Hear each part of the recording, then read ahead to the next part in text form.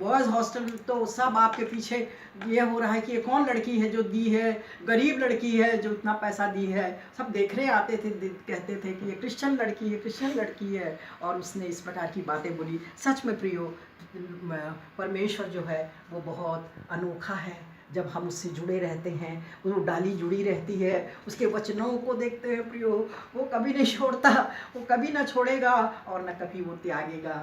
और सच में मैं वहाँ एग्ज़ाम दे करके आ गई। वहाँ पर से लड़के को तो मैंने बता दिया कि मेरे को मत गलत समझो भैया, मैं प्यार व मोहब्बत नहीं कर रही हूँ, मैं गरीबों की मदद करना बाइबल में लिखा है वही कर रही हूँ।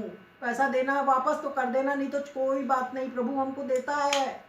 तो इस प्रकार अंडे के पैसे से किस प्रकार एक गरीब लड़की आगे बढ़ती है, ये आप सोच सकते हैं, क्योंकि वो प्रभु की प्यारी थी। इसमें वचन में क्या लिखा हुआ है? पहले धर्म और पहले राज्य और धर्म की खोज करो तो सारी वस्तुएं तुम्हें मिल जाएंगी।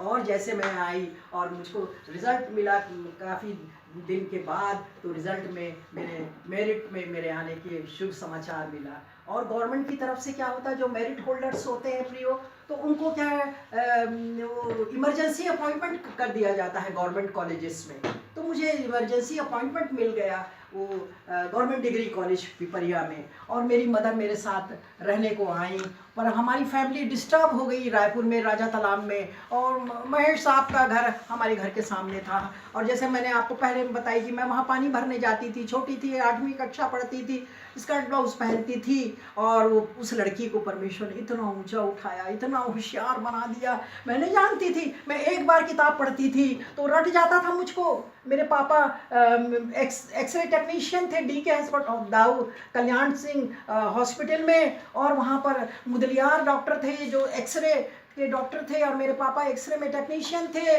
तो वो कहते हैं, सैमुअल तुम्हारी लड़की कैसी पढ़ती है, इतनी होशियार क्यों है, तुम अपनी लड़की को मेरे घर भेज दो ना। मेरे पापा बोलते बेटा तुम जाना वहाँ। मैं अब साइकिल में जाती थी मैं, स्कॉलरशिप वाले, और फिर मैं उसके मुदलियार साहब के घर में बंगले के पास उतरती और उनको पढ़ाती।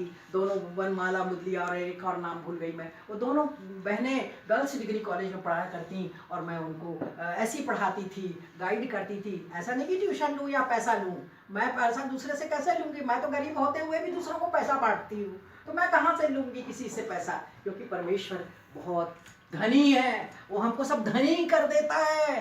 तो ये नहीं है कि हम अभी नहीं है, गरीब हैं, अब क्या करना का है। तो प्रियो ऐसी बात नहीं है। और मेरिट में होने के कारण मैं गवर्नमेंट डिग्री कॉलेज में रही। परंतु इसी बीच मेरे भाई जो मुझको पढ़ाई लिखाई और पैसा भेजते थे, विमल कुमार सैमुअल, वो बीमार हो गए और मुझे वो छोड़ना पड़ा वो नौकरी गवर्नमेंट डिग्री कॉलेज पिपरिया की। और भिलाई स्टील प्लांट में फिर लेक्चरशिप की अपॉइंटमेंट, एक पोस्ट निकला लेक्चरर का, और मैंने अप्लाई किया। और मेरे भाई इंटरव्यू के समय मुझे लेकर के यहाँ आए। और भाई को पता चला कि कोई कलेक्टर की बेटी है, वो भी ये इंटरव्यू जो है 25 लोग आए हैं, और I was one of them. तो मेरे भाई बोले थे तुम्हारा तो नहीं हो सकेगा पुष्पा। मैंने कहा नहीं नहीं नहीं, हो चाहे ना हो, नौकरी लगे ना लगे, मैं तो टॉप करूँगी सारे इंटरव्यू में। तो मेरे भाई विमल कुमार सैमुअल वो घबरा के देखने लगे, कैसा बोल रही है ये। और सच में मैं सब जवाब दे दी, सब आंसर दे दी। उसके बाद हम अपना रायपुर वापस चले गए। और 15 दिन के बाद प्रियो और मेरा अपॉइंटमेंट लेटर आ गया। Praise the Lord. आप सोच सकते, जिसका कोई ना हो, प्रधानों पर भरोसा करना क्या उत्तम है। कोई नहीं, प्रधानों के ऊपर और बड़े लोगों के इसके अप्रोच करो, उससे अप्रोच नहीं। हमारा अप्रोच तो यीशु मसीह है, वो सब कुछ करेगा। और एक ही पोस्ट थी और मेरा अपॉइंटमेंट हो गया भिलाई स्टील प्लांट में। लोग कॉलेज की नौकरी छोड़ छोड़ के भिलाई स्टील प्लांट में ज्वाइन करते थे, क्योंकि यहाँ का पेमेंट बहुत ज़्यादा था। और गवर्नमेंट कॉलेजेस में उस समय शायद 325 रुपये मुझे मिलता था, और यहाँ पर 550 रुपया लेक्चरर का था। तो इस प्रकार मैं छोटी उम्र में ही यहाँ पर लेक्चरर बन गई MSc करके। और मैंने कोई BEd वगैरह नहीं किया था। बाकी जो 2nd डिवीज़न 3rd डिवीज़न रहते हैं उन लोगों को BEd करना पड़ता है, पर मेरा तो जैसे MSc मैंने किया, फ्रेश लड़की, और सीधा मैंने यहाँ पर नौकरी ज्वाइन किया। परमेश्वर ने कितनी आशीषें दी। पास्टर सप्रू यहाँ पर हुआ करते, देठे पास्टर देठे नागपुर के हैं, नागपुर के थे वो, और उन्होंने PS सामुएल के साथ रह करके रायपुर में भी अपनी सेवाएं दी थी। वो यहाँ पर भिलाई में, क्योंकि उनकी पत्नी यहाँ पर BSP में एक क्लर्क का काम करती थी, तो वो यहाँ पर थी, और यहाँ पर चर्च उन्होंने शुरू किया। और सच में प्रियो, उस चर्च में मैंने मदद की, चाहे वो संडे स्कूल हो, चाहे वो महिला समाज हो, मैं जाती थी। और सैटरडे को महिला समाज में वो सब उपवास के साथ प्रार्थना करते थे, और मैं टेम्पो बैठ जाती और सबको बटोर बटोर के सबके जगह से जमा करती। वैसे ही मेरा बेटा भी कुवैत में जब जाता तो अपना मीटिंग लेने फ्राइडे को कुवैत में, तो अपनी कार ले लेके घूम घूम के बटोरता था सब कैंप एरिया में, और सबको बटोर करके चर्च में लाता था। अभी तो वो मेरे पास है, और फिर उनको छोड़ने भी जाता था। तो ऐसे ही मैं टेम्पो में सब लोगों को बटोरती, और वहाँ पर फिर मेरी प्रीचिंग शुरू हो गई। उस छोटी उम्र में ही मैं प्रीचिंग शुरू कर दी, और महिला समाज में, और प्रभु मेरे साथ साथ रहा। और उसके बाद प्रियो, मेरा तो प्रमोशन से इतनी जल्दी हुआ कि कई लोग जो प्रिंसिपल बनते हैं प्रियो, तो वो जब at the verge of their retirement, जब रिटायरमेंट पास आता है तब कहीं उन लोग प्रिंसिपल बनते हैं। मैं तो छोटी उम्र में ही प्रिंसिपल बन गई थी, क्योंकि मैं अच्छी वक्ता थी, अच्छा ओरेटर थी। कभी बड़े बड़े ED लोग और वर्क्स लोग ये सब आते और मीटिंग करते या कॉन्फ्रेंस के लिए बुलाते, तो मैं उसकी स्पीकर रहती। तो इस प्रकार मैंने पढ़ा, परमेश्वर ने मुझे इतना बुद्धि और ज्ञान दिया। एक बार पढ़ने से ही मुझको याद हो जाता था। कोई स्पीकर बोल रहा है कुछ बात, तो मैं उसको तो रिपीट कर लेती थी, मेरे से एक भी पॉइंट्स नहीं छूटते थे। तो ये सब है परमेश्वर की दया। पहले उसके राज्य और धर्म की खोज करो, तो ये सारी वस्तुएं तुम्हें दी जाएंगी। सच में प्रियो, ये सारी वस्तुएं मुझे मिली, आगे भी परमेश्वर ने संभाला। पर देखिए, समस्या तो बहुत ये थी, नहीं थी, गरीब थे, अब तो पैसे वाले बन गए, अब तो ऑफिसर बन गई, मैं एग्जीक्यूटिव बन गई। कार का खरीद सकते थे, उसका क्या मिलता था? अलाउंस मिलता था। कार अलाउंस मिल रहा, कार खरीदने के लिए भी लोन मिलता।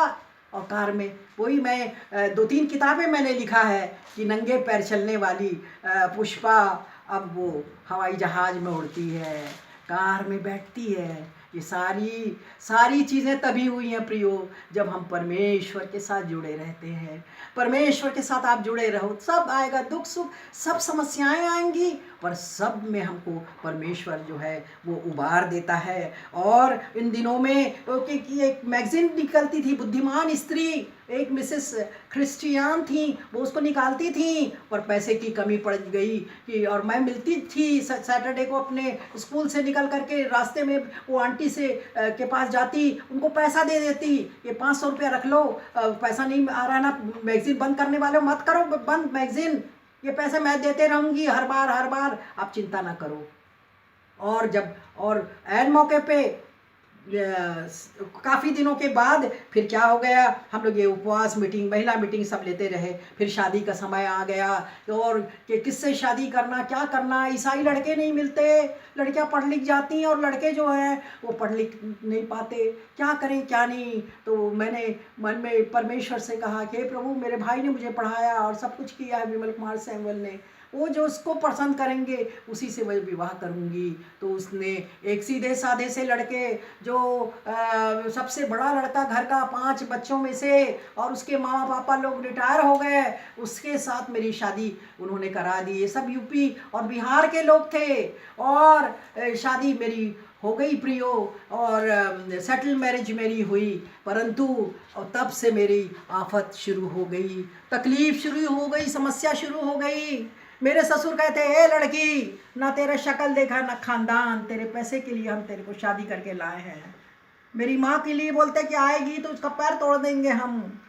तो आप कल्पना नहीं, you can not imagine sisters.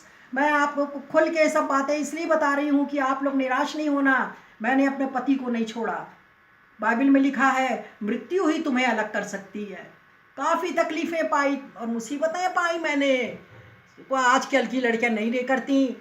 आप पति से 4 गुना कमाते थे, वो असिस्टेंट टीचर थे और मैं लेक्चरर थी, और पोजीशन मेरी बढ़ती जा रही थी। और 5 रुपया मेरे को देते थे वो महीने में, 5 रुपया टी क्लब के लिए मैं देती थी, और मेरे पास कुछ नहीं रहता था। कट पीस की साड़ियाँ पहनती, और मेरे ससुर तो बहुत जोरावर थे, पैसा लेने हर महीने आ जाते, क्या है, कैसा है, क्या। और मेरी सासू माँ बोलती थी कि बच्चे पैदा नहीं करना है, अभी एंजॉय करो। और मैं सोचती थी कि नहीं, मैं तो जब छोटी थी तो गुड्डा गुड़िया खेलती थी, और कहती थी कि गाना गाती थी, चंदा से होगा वो प्यारा, फूलों से होगा वो न्यारा, झूमेगा आंगन में छम छम,